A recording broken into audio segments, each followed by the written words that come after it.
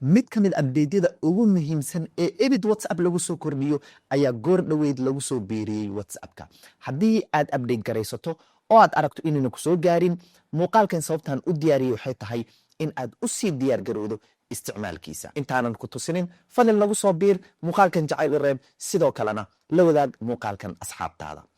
Waa maxay update-kan? Update-kan waa Meta AI. waa AI-ga ay shirkadda Meta ugu tala gashay in lagu dhex adeegsado dhammaan productskeeda iyo platformskeeda sida Facebook, Instagram iyo WhatsApp-ka oo aan haddeer ku jirno. Sidee ayaad u isticmaali kartaa?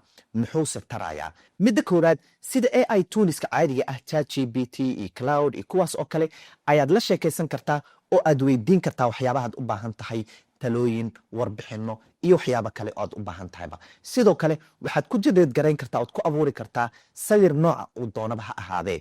Sidoo kalena waxaad samayn kartaa in sawirada adiga aad haysato aad wax uga beddesho. Tusaale ahaan inaad ookiyaal ama muraayad xirato, dadka bannaan ama gadaashaada jooga oo kale inaad ka saarto sawirka ayaad u adeegsan kartaa adigoo aanan WhatsApp-ka ka dhex bixin. Sidaad u isticmaalaysaa? ila arag hal mar. Markii WhatsApp aad update garaysato, haddii aad ku aragto Meta AI, halkan sare ayuu chatkiisa kuu fuuli doonaa. Sidoo kalena halkan meesha new chatka korkiisa ayaad ku arki doontaa. Marka aad batankaa taabato, isla marka waxa uu ku dhihi doonaa soo dhowow, maxaan kuu qabtaa? Waxa uu ku tusan doonaa waxyaabaha uu kuu qoran karo oo idil, sida toolska AI-ga caadiga oo kale ayaan u isticmaali kartaa, waana kuu sheegay. Laakiin qaybta muhiimka waxay tahay su'aalaha caadiga aad weydiin karto marka laga soo tago, sawir ayaad u diri kartaa, kadibna waxaad dhihi kartaa sawirkan waxa iyo waxa ka bedel, waxa iyo waxaana ku dar. Tusaale ahaan bal fiiri, aniga iyo saaxiibkay haddeer ma xirnin wax muraayada ah oo indhaheenu waa ay maran yihiin. Waxaan jeclaan lahaa labadeenaba inay muraayada noo xiro. Keliya waxaan leeyahay sawirka ayaan u dirayaa sida caadiga ah ee sawirada aan u diri jiray ayaan u dirayaa. Laakiin qaybta hoose sawirka faalada aan u raacin jiray ayaan gelinayaa amarka aan rabo in sawirka uu wax kaga bedelo. Kadib waxaan leeyahay tusaale aan haddeer make us wear glasses ama eyeglasses.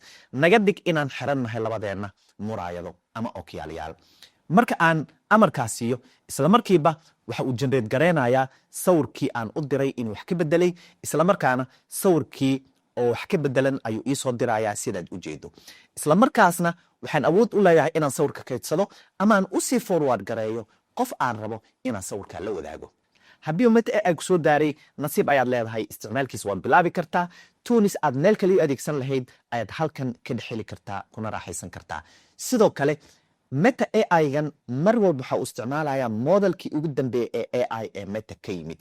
Taana waa faa'iido kale. Haddii uu ku soo gaaray update-kan muhiimka, fadlan ha ilaawin inaad muuqaalkan jacayl u reebto, nagu soo biirto, sidoo kalena hoos aad ugu yeerto saaxiibaad is leedahay update-kan waa uu sugayey, waa uuna anfacayaa.